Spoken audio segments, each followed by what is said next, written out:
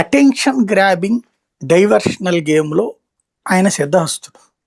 Basic దానికోసం తన పార్టీనే బలి పెడతాడు, తనని నమ్మిన వాళ్ళనే బలి పెడతాడు, తన అధికారులనే బలి పెడతాడు. ఆయన అంత మించి ఏం లేదు. ఇక్కడ కల్తీ ఏమి అధికారులు చేసేది కాదు, అతిసారము అధికారులు చేసేది కాదు, గ్రౌండ్ లెవెల్లో జరిగే తప్పు. కలెక్టర్లు అక్కడికి వెళ్ళలేదని ఎవరు చెప్పారు? నేనైతే టీవీ ఛానళ్లలో వీడియోలు స్పష్టంగా చూసా. కలెక్టర్లు అక్కడికి వెళ్ళారు, వాళ్ళతో మాట్లాడారు, హాస్పిటల్కి వెళ్ళారు, డబ్బులు ఇచ్చారు, డబ్బులు చెక్కులు కూడా ఇచ్చా. కలెక్టర్లు వెళ్ళకపోవడం నాకు అర్థం కాల. లేకపోతే వాళ్ళ పత్రికలు తప్పుడు రాస్తున్నాయి, అట్లాంటి తప్పుడు వార్తలు రాస్తున్నాయా? ప్రెస్ మీట్ పెట్టి ఇమ్మీడియట్ గా ఎవరెవరు కీర్తి చేకూరినే ఆవిడ వెంటనే పాపం పరుగులు పెట్టింది అక్కడికి. అలాగే ఆ తర్వాత రాష్ట్ర వ్యాప్తంగా అన్ని చోట్ల అధికార యంత్రాంగాలు పరుగులు పెట్టారు. ఎక్కడికక్కడ పాలు వెరిఫై చేస్తున్నారు, ఎక్కడికక్కడ పెరుగు చూస్తున్నారు, కల్తీలు చెక్ చేస్తున్నారు, అన్ని జరుగుతున్నాయి కదా. జరగట్లేదని ఎట్లా చెప్తారు? అంటే జరుగుతున్న దాన్ని ఆయన జరగలేదని చెప్తున్నారా? లేదా ఆయనకి ఫీడ్బ్యాక్ లేదా?